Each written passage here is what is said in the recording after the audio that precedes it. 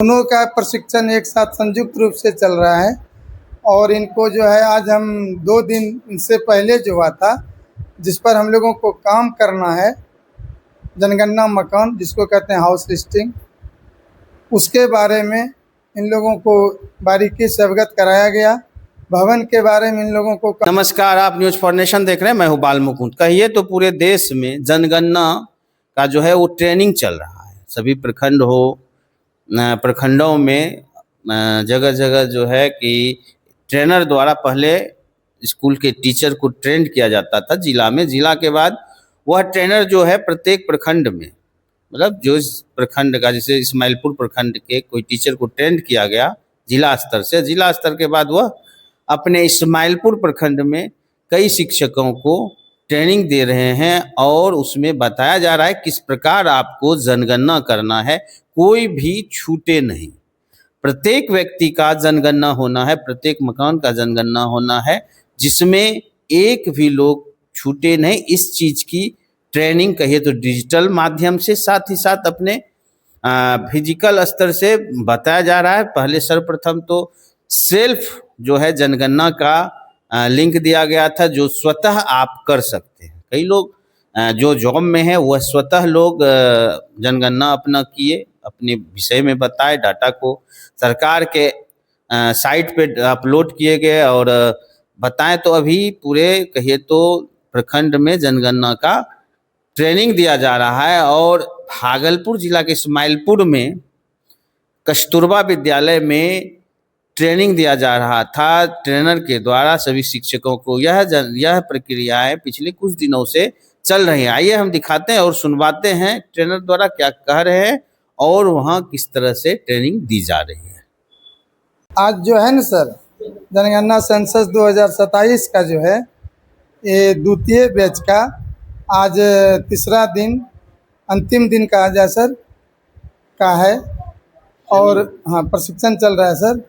इसमें जो है प्रशिक्षक और प्रगणक दोनों का प्रशिक्षण एक साथ संयुक्त रूप से चल रहा है और इनको जो है आज हम 2 दिन से पहले जो हुआ था, जिस पर हम लोगों को काम करना है, जनगणना मकान जिसको कहते हैं हाउस लिस्टिंग, उसके बारे में इन लोगों को बारीकी से अवगत कराया गया।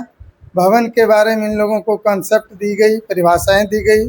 साथ ही इन लोगों को ये भी दिखाया गया कि हम लोग जो फील्ड में घूमेंगे तो जो हमारे परिवार हैं, जो हमारे HLV के लोग हैं, गांव वाले हैं, उनसे हम लोग किस तरह से बात करेंगे ताकि हमें सटीक डेटा उनसे प्राप्त हो सके और जनगणना का जो है सभी आंकड़े शुद्ध और सही हमारे अधिकारी तक पहुंच पाए, जिससे हमारे समाज की सर्वांगीण विकास हो और हम लोग आगे विकसित भारत की कल्पना कर सकें। तो ये जनगणना में जो है सर कई राज छिपे हुए हैं।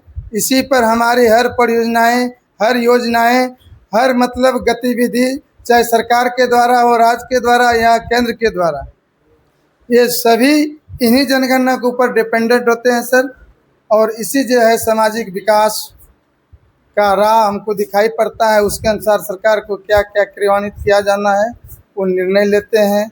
इसी के आधार पर शैक्षिक शिक्षा आधारित, जाति आधारित हाउस के प्रति, मतलब हम कह सकते हैं कि कई प्रकार के आंकड़ा सरकार को इकट्ठा होती है सर। और इसी जनगणना के द्वारा जो है हमारे ये संसद का क्षेत्र, विधान परिषद का क्षेत्र, पंचायती नगर निकाय चुनाव का क्षेत्र, ये सब भी आवंटित की जाती है। तो सब मिला के हम कह सकते हैं सर, ये जो जनगणना 2027 है, ये हमारे भारत के सर्वांगीण विकास के लिए और विकसित भारत का सपना देखने के लिए अहम भूमिका है। इसलिए हम इसको अपने कर्तव्य को तन मन धन से ईमानदारी पूर्वक, निष्ठापूर्वक, बिना भेदभाव के हर घर के सदस्य मिलेंगे। एक भी घर इसमें छूटने की कोई चांस नहीं है, क्योंकि सर ये पूर्ण रूप से डिजिटल हो रही है और डिजिटल में गलती की कहीं गुंजाइश ही नहीं है। हम लोग प्रयास करेंगे यथासंभव हमसे कहीं भी 1% क्या 0.5% भी गलतियाँ ना हो। हम हैं sir Buddhadev Kumar, field trainer, Ismailpur.